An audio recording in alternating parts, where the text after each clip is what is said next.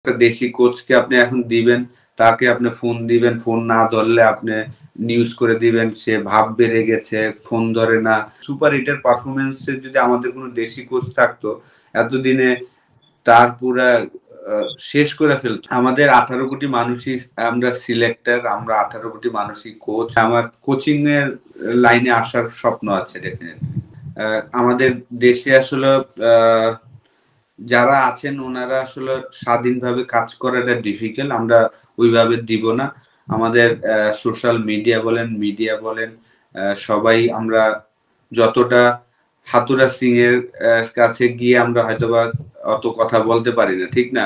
কিন্তু একটা দেশি কোচকে আপনি এখন দিবেন, তাকে আপনি ফোন দিবেন, ফোন না ধরলে আপনি নিউজ করে দিবেন, সে ভাব বেড়ে গেছে, ফোন ধরে না, বুঝছেন? তো আমাদের ওই কালচারটা এখনো তৈরি হয়নি। আমি মনে করি না যে আমাদের কোনো দেশি কোচকে আপনি দিবেন এবং সে টিম যদি পারফরম্যান্স না করে, এই যে ধরেন সুপার হিটের পারফরম্যান্সে যদি আমাদের কোনো দেশি কোচ থাকতো, এতদিনে তার পুরা শেষ করে ফেলতো আমাদের।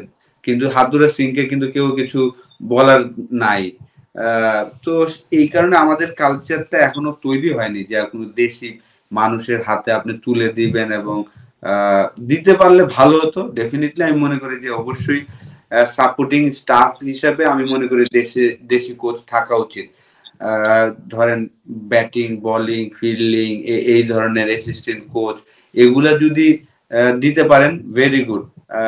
কিন্তু হেড কোচ হিসাবে এখন আমি মনে করি না যে আমাদের কাউকে দিবেন এবং দিয়ে যদি দেন তাহলে তাকে পুরো ফ্রিডম দিতে হবে, তার মতন তার কথা শুনতে হবে, তাকে কাজ করতে দিতে হবে। দেখেন রাহুল দ্রাবিড় যে কাজ করছে তাকে কিন্তু কেউ কোনো বাধা দিতে পারবে না। তো আমাদের প্রবলেমটা হয়ে গেছে যে আপনার যাকে এখন ধরেন আমাদের 18 কোটি মানুষই আমরা সিলেক্টর, আমরা 18 কোটি মানুষই কোচ, আমরা সবই আমরাই। যেহেতু আপনি চাইলেই মিডিয়াতে বা সোশ্যাল মিডিয়াতে যা ইচ্ছা তাই আমরা বলতে পারি। তো সেই জায়গায় আসলে আমাদের আমি মনে করি না যে আমাদের এখনো ওই মানের ডেফিনেটলি হয়তোবা মাশরাফি যদিও এখন সে হুইপ, সে যদি ক্রিকেটের সাথে আসতে চায় সে হয়তোবা একটা পার্ট নিতে পারেন যে না কোচিং এ যদি সে হেড কোচ হিসাবে যদি আসতে চায় তাকে হয়তোবা আমরা সেই রেসপেক্টটা দিতে পারবো। সাকিব, তামিম তারা যদি কখনো আসে, মাহমুদুল্লাহ, মুশফিক তারা যদি কখনো আসে হয়তোবা আমরা ওই সময় এই কাজগুলা তাদের দিতে পারবো। কিন্তু এখন রিসেন্ট যারাই আছেন কারণ তার যেই নামগুলা বলছি তারা আসলে ইন্টারন্যাশনাল ক্রিকেটে অ্যাচিভমেন্ট আছে, তাদের ইন্ডিভিজুয়াল পারফরমেন্স আছে। কারণ আপনার ইন্ডিভিজুয়াল পারফরমেন্সটা খুব প্রয়োজন অ্যাজ এ কোচ হিসাবে। ডেফিনেটলি জন বুকানার সে কখনো ক্রিকেট খেলেনি, কিন্তু তার আন্ডারে 99, 2003, 2007 ওয়ার্ল্ড কাপ চ্যাম্পিয়ন হয়েছে।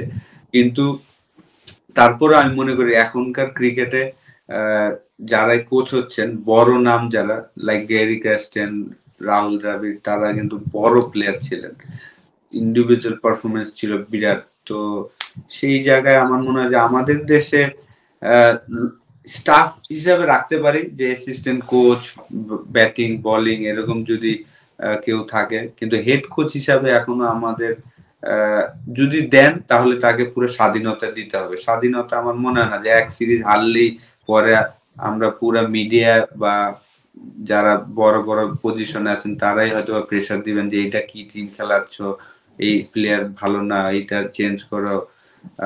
ডেফিনেটলি এরকম হতো যদি ধরেন আমাদের বাংলাদেশি কোচ যদি থাকতো হাতুড়ার জায়গায়, এই ওয়ার্ল্ড কাপে হয়তোবা লিটন তারপর যারা যারা শান্তকে হয়তোবা দেখতেন যে ড্রপই করে দিত অ্যাজ এ প্লেয়ার হিসাবে, কারণ সে পারফরমেন্সই করেনি, ঠিক না? ক্যাপ্টেন্সি সে ভালো করেছেন কিন্তু তার ব্যাটিং পারফরমেন্সে বলতো যে তাকে তোমরা সুপার হিটে একটা ম্যাচও খেলাবা না যদি দেশি কোচ থাকতো, আমার কাছে মনে হয়। আমি কিন্তু অলরেডি 2009 আমাদের cricket board under level 3 coaching course হয়েছিল, সেখানে সুজন ভাই, সালাউদ্দিন ভাই ওনারা লেভেল 3 কোচ হয়েছেন। তারপর থেকে কিন্তু বাংলাদেশে আর কোনো লেভেল 3 কোচ এখনো আসেনি। তো আমি অলরেডি লাস্ট ইয়ার জুনে আমি লেভেল 3 কোচিং কোর্স করেছি আইসিসির আন্ডারে। তো সেটার সার্টিফিকেটও চলে এসেছে। তো তো আলহামদুলিল্লাহ ডেফিনিটলি আমার ইচ্ছা আছে ক্রিকেটের সাথেই থাকতে। তো ডেফিনিটলি ফিউচারে হয়তোবা আমার তো কাজ করার ইচ্ছা আছে। বাংলাদেশ টিমের তো অবশ্যই স্বপ্ন তো থাকবেই ডেফিনিটলি। কিন্তু হ্যাঁ, আমার কোচিং এর লাইনে আসার স্বপ্ন আছে ডেফিনিটলি।